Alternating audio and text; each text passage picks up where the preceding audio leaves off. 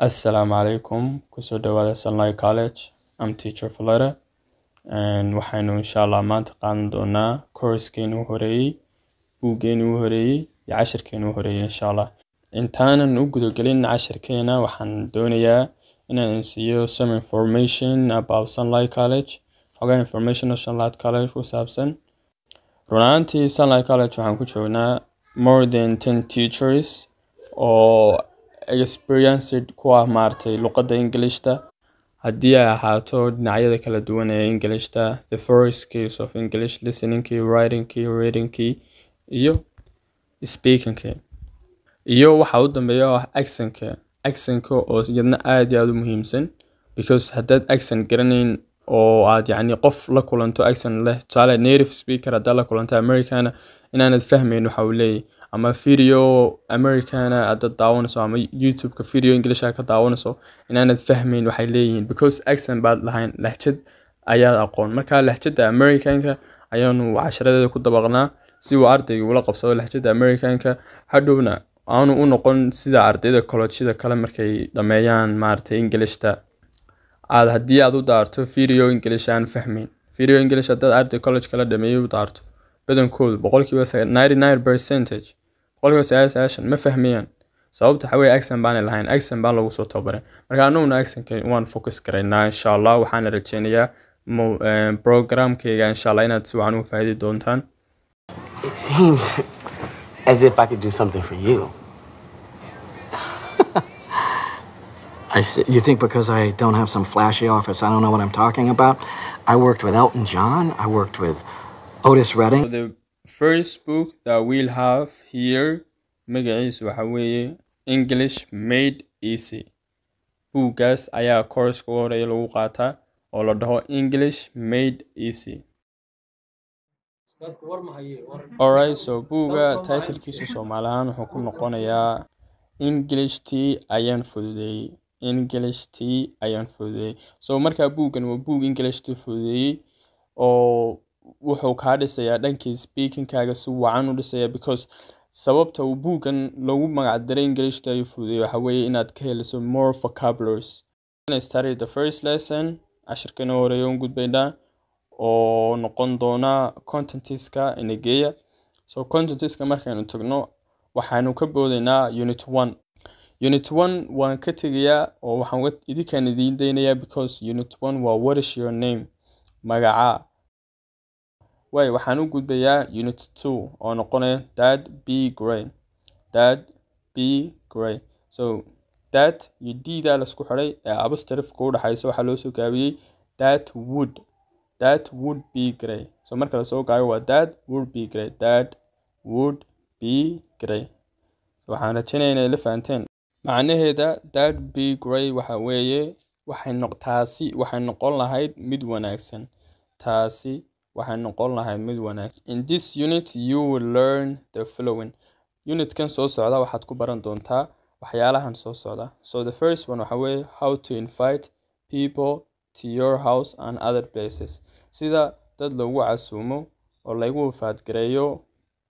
gurigaaga ama meelo kale. Alright, so the second one wuxuu noqon doonaa how to accept invitations. Halka uu the third one noqon doonaa which is the last one how to decline invitations.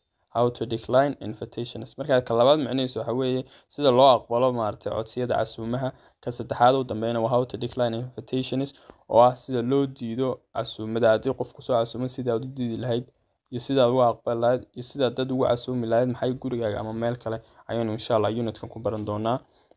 Alright, so the second paragraph waxa lagu yiri here are the words you will learn to use. Halkan waxaad ku baran doontaa ereyadii aad u isticmaali lahayd maxay waxyaalihii aan soo sheegnay. Casharkeena aan toos ugu gudagalno ciwaanka casharkeena waa who is marka la soo gaabiyo calaamadda yar sare waxa la dhahaa apostrophe haddaad aqoon wad qoran doontaa inshallah si aad dib u ilaawin iskuna day wixii kugu cusub aad meesha ku aragto inaanad dib u khaldin inshallah. Who's bay noqonaysaa marka la soo gaabiyo who's this markaan u gudubno number 1 who's this kan waayo sawirkan ka qofka ku sawiran waayo. Then ninkaas garmada yellow xidhan ayaa wuxuu yiri I don't know markuu ninkan weydiiyey sawirkan who is this qofkani waayo maxay ugu jawaabay I don't know ma garanayo so sawirka labaad number 2 ku qoratay ilaaga kii garmada greenka xidhnaa wuxuu yidhi I know him waan garanayaa isaga I know him isaga waan garanayaa it is Jim waa Jim waa ninka Jim la dhaho haddana Jim baa yidhi he knows me Jim baa meel kale ka soo baxay oo yidhi he knows me isagu wuu garanayaa alright so numberka saddexaad isla eegno so gabadhaas yellow bluega xidhan baa gabadhan tustay sawirka pictureka kadibna maxay tiri I know her waan garanayaa iyada I know her waan aqaanaa iyadoo kale ama waan garanayaa ama waan ka sayaaba alright haddana gabadhii sawirka bartaa ka soo baxdayna lagu soo saaray iyadoo leh she knows me way taqaanaa ama way ka saysaa alright so number 4 waxa weeye gabadhii baa haddana sawir kale tustay oo inan yar ku sawirayn haddana waxa tiri I know them iyaga waan garanayaa then labadii carruur xaga ka soo baxo yidhi she knows us wayna garanaysaa marka muhiimaddu casharkeena waxa weeye inaad garanayso maxay objectiyadan hadda kuu sheegayay aan ku lahaa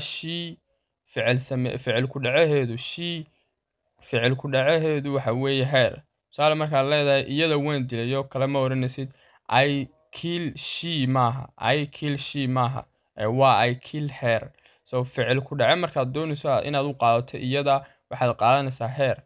markaad doonayso kii ficilka sameynaya inaad ka dhigto she oo tiraahdo iyadu way tagtay oo kale she left baa dhahaysaa sida xagga number 3 ku soo aragnay she knows me way garanaysaa haddii aad leedahay waan garanayaa iyadana waxay noqonaysaa maxay waxaad soo qaadanaysaa I oo ah adiga I know haye she ficil ku dhaceeduna waa maxay her I know her taas markaa insha Allah ula soconaysaan way I know them waxay ka timi waan idigu wari markii aanu akhrinay dayna waa iyaga ficil ku dhacooduna waa them I know them taala markaa leedahay iyaga waan garanayaa ma oranaysid I know they waa khalad laakiin se waa maxay ficil ku dhacaha they baad isticmaalaysaa oo maxay ah I know them oo them ah alright she knows us wayna garanaysaa why we know them waanu garanaynaa number 5 aan maraya we know them waanu garanaynaa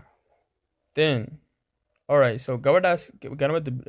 buluuga iyo gabadhan kale waxay tiri we know them iyaga waan naqaanaa labadan carruur then labada carruur xaga ka soo baxay iyagoo leh they know us way ina garanayaan iyagoo leh way na garanayaan marka waxaan rajayn doonaa insha Allah inaad la fahanteen wixii feedback aad ii soo diri doontaan haddii aydaan fahmin waxaan u gudbi doonaa slide-keena labaad ayaan u gudbaynaa insha Allah I am slide-keena labaad waa I am so I am marka la isku xiro waa am ayay noqonaysaa marka waa isku macna calaamada yar ee sare xagga sare ku qoran halka ka yarna maxaa lagu yiri English maxaa lagu dhahaa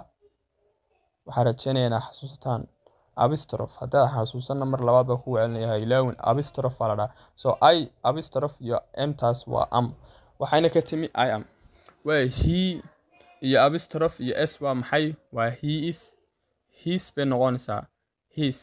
he iyo apostrophe iyo s waa his waxaa he's going oo kale way casharkeena aan gudubno way number 2 hooyadaas waxay ku tiri inanteedii yareed come kaalay then inanteedii waxay tiri I'm coming waan imanaya I'm coming way kan ama waanigan imanaya alright number 2 maxay tiri go or tag bay ku tiri then maxay tiri I'm going waan tagaya alright number 3 maxaa bring your book buugaaga soo qaad bring your book bay maamadu ku tiri inanteedii then inanteedii maxay tiri I'm bringing my book buugayga waan soo qaadayaa ayaan soo qaadayaa alright number 4 take your book buugaaga qaaday ku tiri take your book bring waa keenis waa inaad wax soo qaado take na waa inaad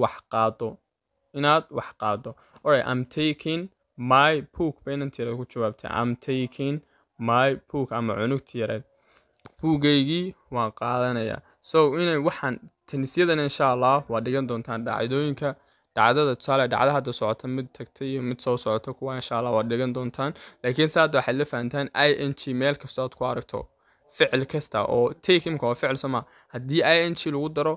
waxay noqonaysaa maxay ficil hadda socda number 5 anu gudubna number 5 come to my house come to my house ayuu ninkaasi odayga ku yiri come to my house gurigayga kaalay alright picture-ka lixaad waxaa ku qoran he's coming to my house he's coming to my house isagu gurigaygu imanaya haddana gabadhaas xaga ka soo baxday then waxay tiri he's going to Jim's house isagu wuxuu tegayaa Jim gurigiisa ninka Jim la dhaho gurigiisu ninka garanka shaarka buluuga u socda alright so slide keena xiga aynu gudubno page-ka xiga aynu gudubno alright page-ka xiga waxaan ku baranaynaa they are marka la soo gaabiyo maxay they're badanaysaa they're going way tegayaan oo kale so apostrophe ayaa la raacinayaa marka qoraalkana waa they apostrophe re soo kale waxaan ku baranaa we are marka la soo gaabiyo oo noqonaysa where xarajanayna iga daba dhigi doontaan we're going we're coming we're leaving so filmaantana saas ugu arkaysaa oo we are leaving oo kale arkamayso they are ma arkaysid filmaantu kaliya ma laakiin se marka xataa luqadda caadiga lagu hadlayo saasaa loo isticmaalaa dadkan u dhashay saas oo isticmaalaan they are iyo xamadhaan so waa inaad barato weeye aadna isticmaasho aad we are orana we're tiraado where aad tiraado there aad tiraado she's so she is marka la isku darna waa she's going she is ma laakiin she's baa dhahaysaa she is haddaad tiraadana dee wax dhibaato kuma jirto laakiin se waxaanu doonaynaa maxay luqadda inuu barno sida dadka u dhashay dooni mayno sidaan bareefadada traditionalka iyo waagi hore loo isticmaali jiray luqadda inaanu barano sida filmaanta laga hadlo dadka u dhashana u hadlaan baynu u baranaynaa insha Allah sidoo kalena Sunlight College-na dee barnaamijkiisanu waa intaasba inuu ardaygii ka u dhiso sidii qofkii maaragtay u dhashay kale alright so aynu gudubno slide-ka koowaad she's coming to my house gurigayga ayay imanaysaa gabadha wadada maraya laga hadlaya alright kadibna kii shaatiga buluuga ninka shaatiga buluuga ay la aragtaan ba muxuu yiri she's going to Jim's house waxay u socotaa guriga Jim waxay aadi rabtaa guriga Jim alright they're coming to my house slide-ka labaad they're coming to my house waxay imanayaan gurigayga labada qof they're coming to my house alright so labadii qof maxay dhahaan we're going to Jim's house waxaan u soconaa gurigii Jim gurigiisi ayaan u soconaa way slide-ka saddexaad wuxuu noqonayaa he's bringing his book to my house buuggiisa ayuu keenayaa gurigayga waad aragtaan ninka shaatiga buluuga inuu buug sido so buugayga ayuu gurigayga keenayaa way gabadhi maxay tiri gabadha haddana dhankan midig xigtaa maxay tiri he's taking his book to Jim's house wuxuu u qaadayaa buuggiisa maxay Jim's house alright so number 4 number 5 number 6 idinkan idiinaya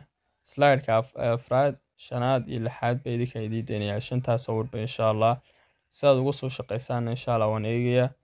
oo feedback aad insha Allah ku soo diri doontaan waanaad ka soo shaqayn doontaan